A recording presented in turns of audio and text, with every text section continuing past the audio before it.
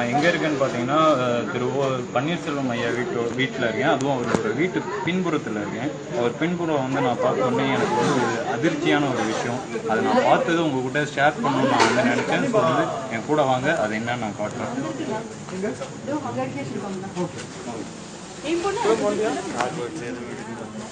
அதாவது இவங்க வந்து பின்புறம் வீட்டோட பின்புறத்தில் தனக்கு ஒரு மாடுங்க வந்து இங்கே வளர்த்துட்டு இருக்காங்க. அதுவும் இல்லாமல் அது பராமரிக்கிறதுக்கு சுத்தமான இடமா மெயின்டைன் பண்ணுறாங்க. இது உள்ள செப்பல் கூட வந்து போட்டு உள்ளே விடுறது இல்லை.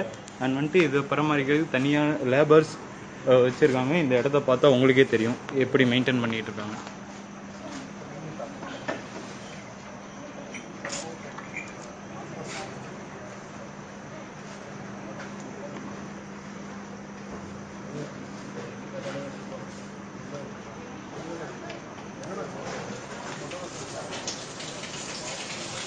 அது மட்டும் வருது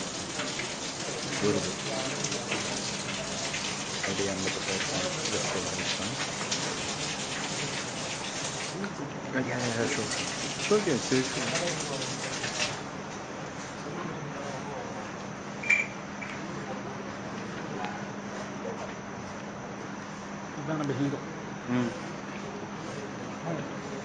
இங்கே இருக்கிறது இவங்களே மூத்தவர் தான் வந்துட்டு அவரு வந்துட்டு சைலண்டாக இப்போ படுத்துருக்காரு. பார்க்குறதே ரொம்ப பயங்கரமாக இருக்குது. அதுவும் இல்லாமல் நம்ம ஜல்லிக்கட்டு காலங்களோட ரொம்ப பெருசாகவே இருக்கார் பார்க்குறதுக்கு. திமிழ் பார்க்குறதே பயமாக இருக்குது ஒரு பக்கம்.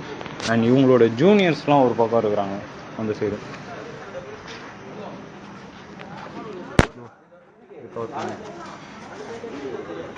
இந்த சைடு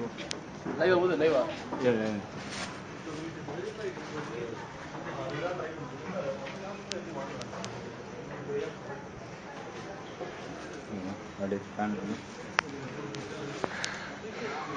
அப்படியே இந்த சைடு ஃபேன். இது வந்து இப்படி ஒரு விஷயம் வந்து சென்னையில் இவ்வளோ பெரிய ஒரு ஆள் வீட்டில் வந்துட்டு இருக்கும், இவ்வளோ பெரிய ஒரு மனிதர் வீட்டில் வந்துட்டு இந்த விஷயங்கள் வந்துட்டு இருக்கும்னு நாங்கள் எதுவுமே எதிர்பார்க்கல. ஸோ பாருங்கள், இதுலேயே வந்து சில விஷயங்கள் உங்களுக்கு புரிய வந்துடும். இந்த பண்ணி பார்த்தாலே தெரியும் எவ்வளோ சுத்தமாக மெயின்டைன் பண்ணிடுறாங்க. நான் ஆக்சுவலி வந்துட்டு நான் உள்ளே வந்து செப்பல் போட்டு வரும்போதே ப்ளீஸ் செப்பல் மட்டும் ரிமூவ் பண்ணுறேங்கன்னு வந்து அவங்க கைண்டாக தான் சொன்னாங்க.